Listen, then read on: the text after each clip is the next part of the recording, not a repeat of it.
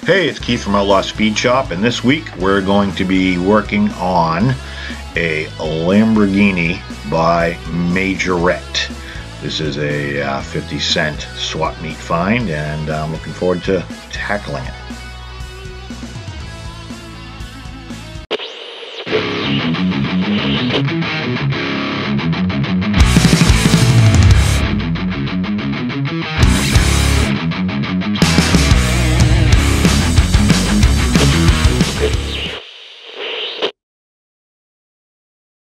So as I said, this was a 50-cent yard sale find or swap meet find. It's a Majorette.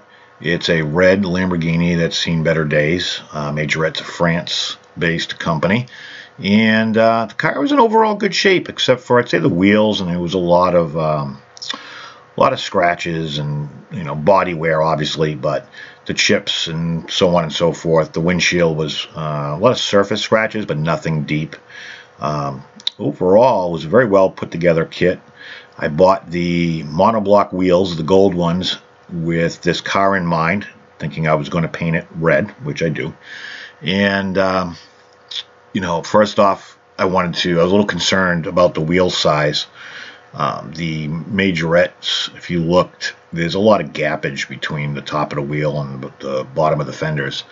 I was kind of hoping the monoblock wheels would be bigger, which they are. They're a few millimeters or a millimeter bigger.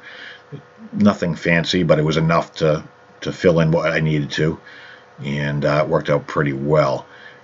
Drilling a post was probably the easiest I've ever had it, and I wish they were all this simple. This is actual speed. 3 seconds, 5 seconds of drilling, pretty much just pops right off. The posts were wide, they were deep, they were easy to drill, they were easy to tap. For the first time, I think, and ever, I really had no stress whatsoever. It was really nice. The car just falls apart. And the interior is really good, detailed, clean, because it's a solid window, so no dirt really got in there. Like I said, the windshield was a little cracked, not cracked, but a little scratched. The base is really clean. The fit and finish of everything, as far as how that all went together, was pretty simple. Just pile the windshield on top, put the interior in, put the wheels, and put the base. But overall, I decided to go to the stripping gel from Citrus Strip. It just makes life a lot easier. The aerosol can works great for about 3 times, and after that, it's hit or miss. And you waste half of it anyway. So I got this paint tray from Home Depot for like 30 cents for 2 of them or some shit like that, and a tester's brush, and because that's about all it's good for. Able to brush it on. I think I left it maybe a half an hour, only because I got busy. I started working on the base. I got my 2 types of soft bristle brushes for my Dremel tool. These things are really, really safe. I haven't tried the brass, but I haven't had any issues with these. It takes off 90%. You can see I just put it on my finger. It doesn't do anything, but it does act really, really good with this metal. So I'll go in. I'll get some of the details with that to see what I'm up against and the degree of what I have to do. I'll use some rubbing compound. I think that's just turtle wax or something like that. And you have to spread it on with your middle finger. That's the only way it works. And make sure you wear eye protection, because this stuff goes everywhere the minute you turn your drill on. But you'll see it starts pulling up all the black. And granted, I could put this in a lime away or the latest greatest thing, but for this, because it was so clean and there really wasn't a lot of oxidation, it was more just dirt, this stuff worked perfectly. You work it into all the cracks. And I think I ended up doing it twice, but I only videoed myself doing it once. I really took care to get the front and the back, because that's eventually going to get painted. I mean, the whole thing is going to get painted, but that's the part I cared about the most. You put it on, rub it in, wipe it down, see where you're at. Again, this base was really, really clean, and I planned on painting it anyway, so I didn't go crazy. I just wanted to make sure I got all the stuff out so the paint would adhere the best it could and have a nice clean look to it. So after stripping, This car had a ton of, you can see it, a ton of body lines. Use a dental pick. I used a little bit of an X-Acto knife here and there. Body lines were nice and deep, so that wasn't a worry. It was just a matter of getting the paint out of the existing stuff, because you know this phase, although it's not glorious in any way, shape, or form, is probably the most important phase, is making sure that you get all the old paint off, and doing the prep work can make or break a paint job, obviously. If you've ever painted a real car, it's the same thing. You spend so many hours doing paint prep, and you know, it seems like you paint it, it's done, and nobody, oh, it looks good. Well, you don't realize how much work that went into. So use the brushes, the different ones, to get in there. Make sure you get it all. I use especially the bigger brush on the inside. It just works out really good to get the rest of the paint off.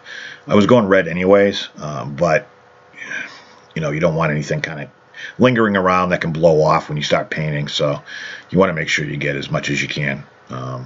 Take your time, do it right, and you know, preparation's key. So after that, I wet sanded a little bit. There was a little bit of pitting on the two spots that I'm doing the roof and the front hood.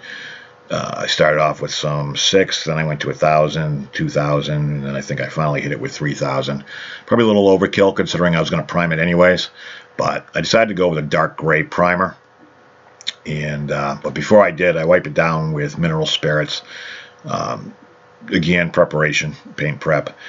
There's probably other things you can do, but for me, mineral spirits works really well. I've always had good success, and it really just gets in there, and you'd be surprised when you think you got it clean. Wipe it down with mineral spirits, and you'll see, you know, you'll see all the crap you pull out of it. So I did this, and pretty much from here, I don't know why I didn't video it, but I did prime it in like a darker gray primer, because I wanted my red to be a deep red, not the bright red you normally see. So, well, you can kind of see it's primed back there. I decided to go with the Wicked colors, and with the gray primer, it gave me a nice dark red, which is kind of what I wanted. Not burgundy, but just a very deep red. So it worked out pretty good. You can see right here, that's how the wheels are mounted. It's the interior piece is what holds the wheels. The chassis is flat, and it's only right there, those 2 tabs, front and rear. That's what holds the wheels against the base. So it was nice. You didn't have to worry about drilling anything. I got these beads at Michael's, I believe, months ago. I never used them. Forgot I had them, to be honest with you. So I figured I'd give it a shot. I glued a bead on one end. I usually just kind of hammer it down, and it seems to work fine, but I wanted to go with a different look. So fitting it's just like you normally would do. I put one wheel on, stick it through, which this part kind of sucked because of the way it is put together, but it's not too bad. And once you stick it through, you're going to get a measurement on the other side. You put your wheel on, and at this point, you just make sure it's all the way out. I'll mark it, and then I'll cut it. Sometimes you have to do it. I think I had to do it twice. I don't know if I showed it or not, but you know, I'd rather cut twice. So I always err on the side of caution, and I always tend to go a little bit less than what I need to, and then I'll fit it, and I'll put the other bead back on once I think I have it right. Same thing on the back. You know, when you're marking it, make sure you have the right hole. That's what she said.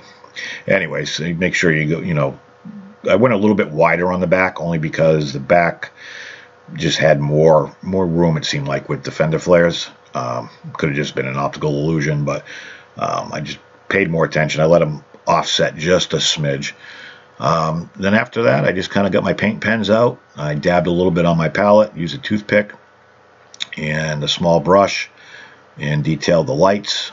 And I also detailed underneath the rear valance and the front lights. There's like 2 driving lights, and that was about it. So the axles are together, the car is detailed. Got the glass polished. I ended up wet sanding it just a little bit. You can see the shitty wheels there that came with it, and how much better the monoblock wheels look. It's all about raised white letter tires. I know it's probably not appropriate on a Lamborghini and they should be black wall, but it's my build and I'm going to do what I want. No, I just like the way they look, especially with the gold. The window came out really good. A little bit of wet sanding, polishing, came out perfect. I think I put 3 or 4 coats of clear on it. Came out really well. I painted the bottom black too, and that was about it. The car came out really well, went together easy, and you can kind of see the finished product. There's a few more details I can do. The rear I wasn't happy with, the fit and the finish, but if you look, that's how it was. So if you guys like this, make sure you subscribe, like, comment if you got questions or whatever, and I'll catch you on the next one.